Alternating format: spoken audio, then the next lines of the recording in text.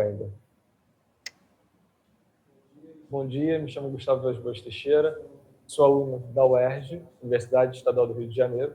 Estou cursando Circuitos Elétricos 3, sou da turma 1 e eu vou apresentar o trabalho sobre sistemas de aterramento, evolução, tipos e funcionamentos, além de falar um pouco das vantagens e desvantagens de cada tipo de aterramento tem. Então, o que eu vou falar? Para que serve o aterramento? Qual é a origem, as normas, categorias, fatores que impactam na resistência de aterramento, tipos de aterramento curto-circuito, contra descargas elétricas em circuitos em aterramento de baixa potência e as minhas conclusões. Então, para que serve? O sistema de aterramento é um sistema que serve para proteger circuitos, equipamentos, as pessoas contra possíveis choques elétricos e aumenta também, já que não é só o aterramento que protege. Ele sensibiliza os sistemas de proteção que estão botados no painel de energia, que seriam os elementos de seccionamento, além de descarregar qualquer carga eletrostática que os aparelhos produzem enquanto funcionam. Além também, que é outro sistema separado de curto-circuito, que é proteger contra descargas elétricas. Então, qual foi a origem? Em 1820, lá atrás, quando ainda era a época do telégrafo, foi inventado o telégrafo com uma rede de 2 condutores. Então, passava a rede de telégrafo por cima e teria que retornar por baixo, tornando todo o projeto geral muito mais caro. Até que em 1836, o matemático, físico, astrônomo Carl August von Stein foi o primeiro que demonstrou experimentalmente que poderia ser usado a Terra como um condutor. Isso aí foi um grande salto para a elétrica como um todo, porque diminuiu bastante o custo de manutenção, o custo de criação de uma rede de telégrafo, e aí a tecnologia do telégrafo foi evoluindo até os dias de hoje, que agora é o sistema de telecomunicação.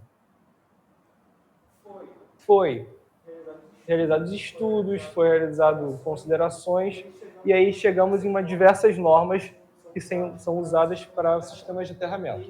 Desde baixa tensão, que é o caso da NR 5410,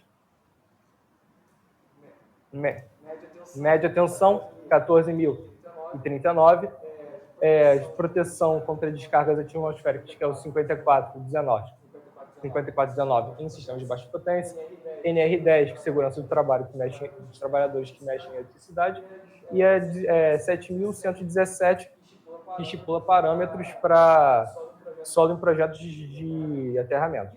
Isso porque ainda tem várias outras que ainda vão citar, só que isso tornaria o trabalho muito mais amplo do que eu poderia abranger em apenas 15 minutos. Então, vou falar separei em algumas categorias que são mais fáceis de entender e são mais comuns de serem observadas. São os sistemas de proteção contra curto-circuito, contra descargas elétricas em sistemas de baixa frequência, são a frequência de 60 Hz que a gente está acostumado a ver, e tem os mais específicos que são contra descargas atmosféricas em sistemas de transmissão, que já são um caso bem à parte. Então, fatores que impactam nos valores de aterramento. Tem a geometria dos eletrodos, tem os tipos de solo, que cada tipo de solo tem uma resistividade diferente. A umidade do solo, que esse aqui que eu separei, como demonstrado, tem um impacto gigantesco no valor de resistência total. Por exemplo, 0. A resistividade está em 1.000 ohms por metro. Botou 2,5% de água no solo, a composição é 2,5%. Caiu para 1.500. Diminuiu uma queda de 85%. Concentrações de sais dissolvíveis, que tem tabelas específicas de cada um deles, que também não são uma queda gigantesca, que eu não pude colocar aqui. Temperatura do solo, que é regido, como é dito, a umidade tem um grande impacto. O calor também vai fazer a mesma coisa, porque vai dizer a concentração do líquido, e quando passa para o gelo, aumenta mais ainda. A compactabilidade do solo, que tem impactando na continuidade do sistema, a granulometria do solo, porque quanto maior o grão, menos retenção de água tem, estratificação do solo, que são as camadas de material que formam o solo, que podem ser de diferentes composições. Tudo isso vai impactar no valor da resistividade de terra como um todo, e são necessários estudos específicos para serem abordados. Em casos mais específicos, alguns são mais brandos com relação ao valor de resistência, outros são muito criteriosos, como é o caso de sistemas sistemas de proteção de descargas atmosféricas em transmissão. Aí um exemplo de como é que a geometria eletrodo faz uma diferença absurda no valor de resistência. Tem todos os tipos variados. Tem haste horizontal, tem em cruz, N hastes em círculo, hastes depositadas numa área de distâncias iguais, em linha, malha, 3 hastes verticais separadas, e vai seguindo em frente, até formas geométricas possíveis. Aí eu vou falar agora sobre os tipos de curto-circuito. Tem o aterramento em IT, TT e TN. Vou abordar cada um deles falando mais especificamente. Primeiro temos o aterramento em TN. Esse de todos é o aterramento mais fácil que pode ser realizado, que consiste em você conectar o neutro com o aterramento e as massas, que podem ser pessoas, podem ser equipamentos elétricos, tudo junto para realizar o aterramento. Esse de todos é o aterramento que tem o menor custo, é o mais simples, mas em compensação é o menos seguro, por assim dizer. Dependendo do que você está precisando, os equipamentos que você precisa proteger, o grau de segurança que você quer, esse daí tem pode-se dizer, a pior proteção. E aí eles são separados em 3 tipos. Você cria uma linha de aterramento, junta com o neutro aterra tudo junto. Você não precisa do neutro, você usa só o aterramento e conecta a linha e as massas no aterramento, ou você pode juntar o neutro e o terra durante uma parte e depois secciona, que é o caso do esquema TNCS. O TNS é o que tem a conexão terra e neutro junto, e o TNC é o que tem só o terra. O aterramento CC já é um pouco mais específico, e ele consiste em você aterrar o neutro em um sistema de aterramento, e as massas, equipamentos, pessoas, você aterra em um aterramento separado, meio que você separa eles para conexão. Esse sistema pode ser mais complexo, é mais seguro, um pouco mais custoso, mas ainda assim é mais seguro. Em compensação, dependendo do número de aterramentos que você tem que fazer, o sistema pode se tornar caro, bem mais caro do que o usual. E por último temos o aterramento IT, que de todos é o mais seguro de todos, que consiste em você isolar o neutro, deixar o neutro mais separado da perturbação, podendo ser sem um aterramento, ou você usando um aterramento por impedância, geralmente por um transformador específico para isso, para minimizar o impacto no neutro e fazer o sistema de aterramento das massas. Esse de todos é o mais seguro de todos, mas só funciona em sistemas de altas tensões. Só é recomendado nesses casos. Mas é o aterramento necessário que é para, pode dizer, sistemas críticos. São hospitais, data centers, são aqueles equipamentos que não, sistemas elétricos que não podem, em hipótese alguma, falhar, senão vai gerar um risco humano gigantesco. E aqui eu estou citando as vantagens e desvantagens, tanto do sistema TN, IT e o TT. Um aspecto que eu esqueci de citar é que os TN e o TT são os sistemas de média e baixa tensão, sendo que o sistema TN é o sistema mais comum encontrado nas sistemas elétricos residenciais, já que é o mais fácil de ser realizado.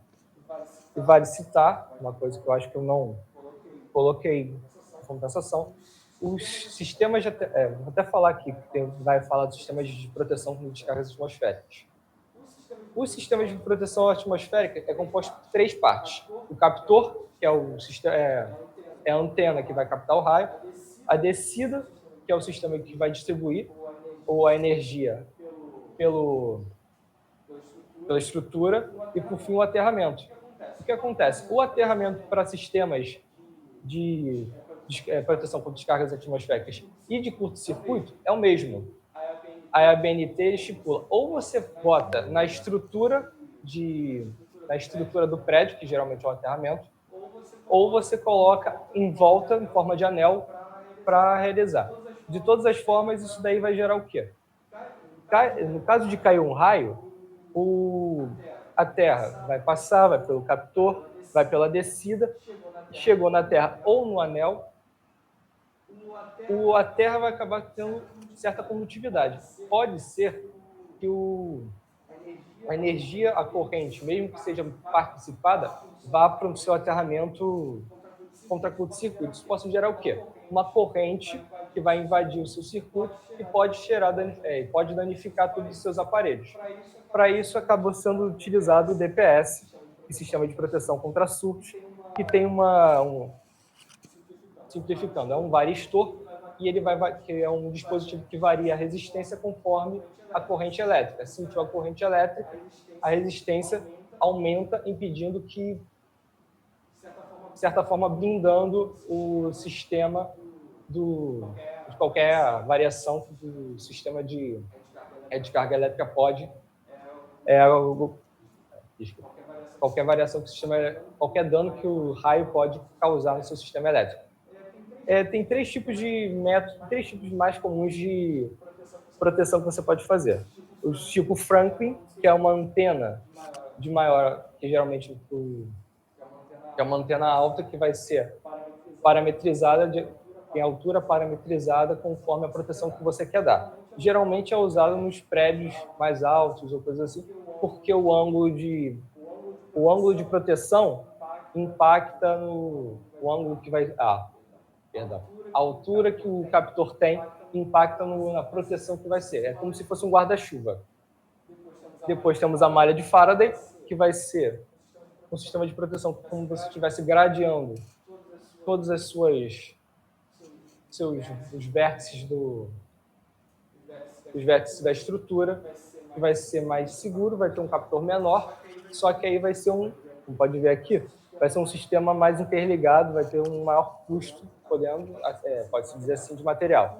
E o último é o sistema o método das esferas rolantes, que você vai parametrizar, você vai decidir mais ou menos o número de captores através de uma geometria, pode-se dizer assim, de esferas, que o raio delas é determinado pelo nível de proteção que você quer, e quando a esfera toca na sua estrutura, é o lugar onde você tem que colocar o captor.